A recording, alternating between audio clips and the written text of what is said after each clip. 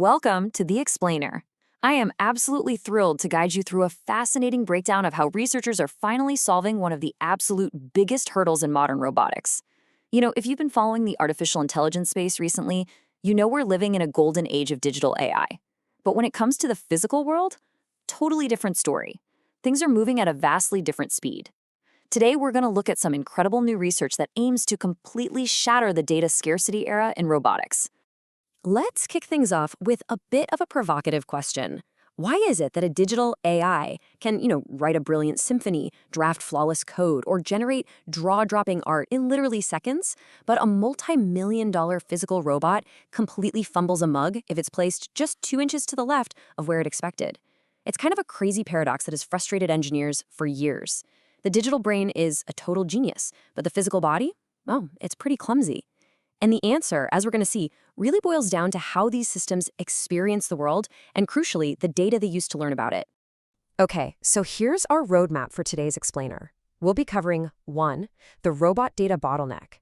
2. Learning through human eyes. 3.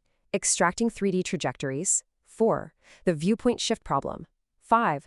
Generating synthetic robot data. And finally, 6. The future of robotics. Let's get right into it. Section 1. The robot data bottleneck, and why imitation is hard. To really grasp these new breakthroughs, we first got to wrap our heads around the massive hurdle holding back the whole field of robotic learning. Right now, the go-to method for teaching robots how to do things is something called imitation learning. It's exactly what it sounds like, actually. The system learns to perform physical tasks by just watching and copying demonstration data. And hey, while imitation learning works brilliantly in theory, manually collecting all that diverse physical data in a lab is crazy expensive and painfully slow. Just think about it. To teach an AI to write, we literally scrape billions of text pages from the internet. But to teach a robot to, say, fold a shirt, a human engineer currently has to stand in a lab, strap into a teleoperation rig, and physically guide a robot arm to do it over and over from 100 different angles. It is definitely not scalable. All right, Section 2. Learning through human eyes. Leveraging first-person data. So to solve this bottleneck, researchers asked a brilliantly simple question. What if robots could just watch humans doing chores through wearable cameras? Like, what if we didn't even need the robot in the lab to begin with? Instead of dragging machines into a lab, we can actually pull training data straight from normal first-person human videos recorded out in daily life. There are these massive global data sets out there, like Ego XO4D, which are packed with thousands of hours of regular people cooking, cleaning, and building stuff while wearing GoPro-style cameras. The absolute holy grail of robotics right now is taking that massive trove of egocentric or first-person video and translating it directly into instructions a robot can physically understand, and doing it all completely bypassing the need to pre-record precise camera coordinates in a laboratory. Moving on to Section 3, extracting 3D trajectories, from pixels to physics. Let's look at the actual mechanics of how a wild new framework called EgoTraj pulls physical data right out of a flat screen. Because obviously, a 2D video doesn't just magically contain the 3D physics math a robot needs to move its motors. This highly technical pipeline bridges that gap in 4 distinct steps. First up, temporal action localization. That's basically having an AI pinpoint the exact millisecond an action starts and stops. Next, position sequence extraction uses point tracking to follow the object, literally pixel by pixel.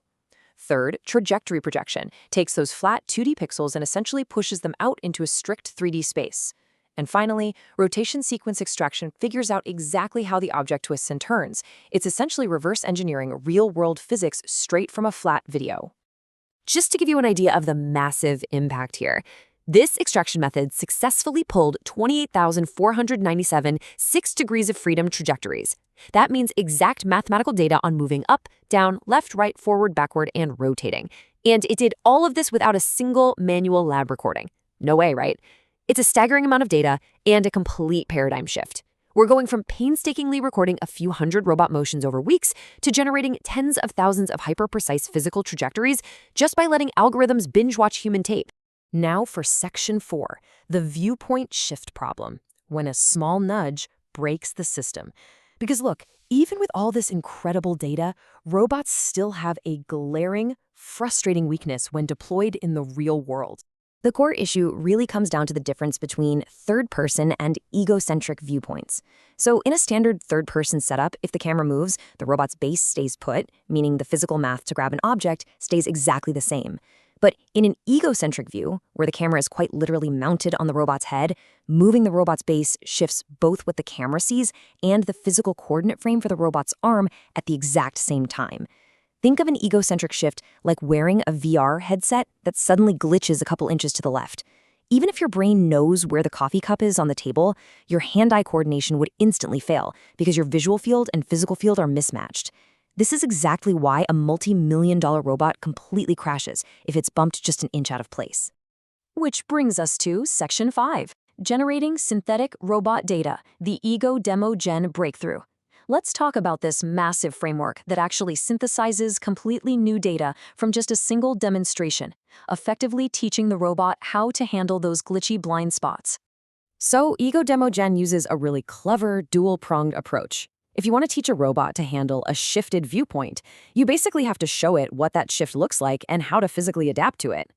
The first module, Ego Traj Transfer, takes the original physical action and mathematically adapts it to the new coordinate frame using inverse kinematics, which is just a fancy way of saying the complex math used to recalculate joint angles so the arm can still reach the object. Then, the second module, Ego View Transfer, kicks in.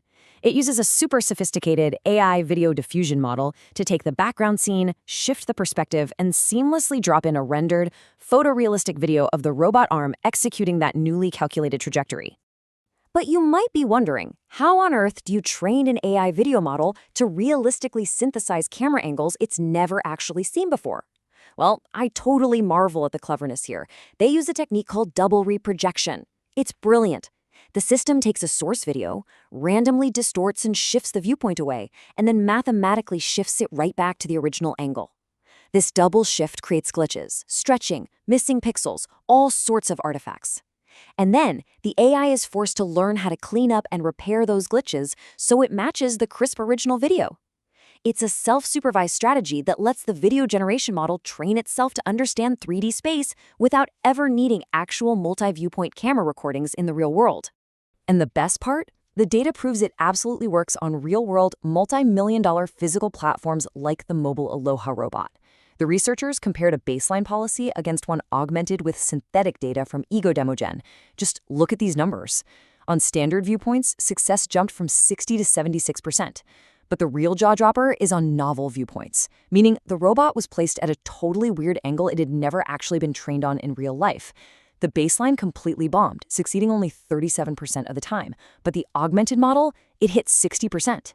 That is a massive 23% performance jump when facing totally untested novel angles, all thanks to practicing on synthetic, AI-generated hallucinations.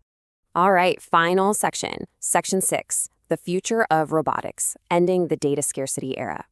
Let's pull back for a second and look at the big picture of what happens when we combine these two amazing innovations. As you can clearly see, taking a super limited set of original data and mixing it with generated synthetic viewpoints completely supercharges a robot's ability to generalize. You don't just get a robot that memorizes how to pick up a bowl from exactly 3 specific angles. You get a robot that conceptually understands how to pick up a bowl, literally regardless of where its base happens to be parked. Now sure, there are diminishing returns if you rely strictly on synthetic data, but finding that sweet spot, the right mix of real human-extracted data and synthesized angles, gives these machines incredibly robust physical intelligence. By extracting massive amounts of data from completely normal videos and synthesizing the edge cases and weird angles we don't naturally have, we are actively breaking the robotic data bottleneck. We're finally moving away from this old paradigm where every robot needs to have its hand held through every task in a perfectly controlled lab environment. These frameworks are quite literally laying the essential groundwork for general-purpose interactive robots, machines that can dynamically adapt to the messy, wildly unpredictable nature of human spaces. So, I'm going to leave you with this final provocative thought to ponder.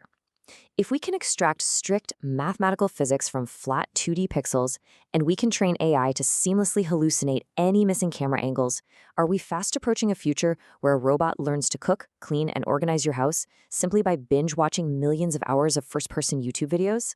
The research we dove into today strongly suggests that future is way closer than we think. Thank you so much for joining me on this explainer, and hey, stay curious.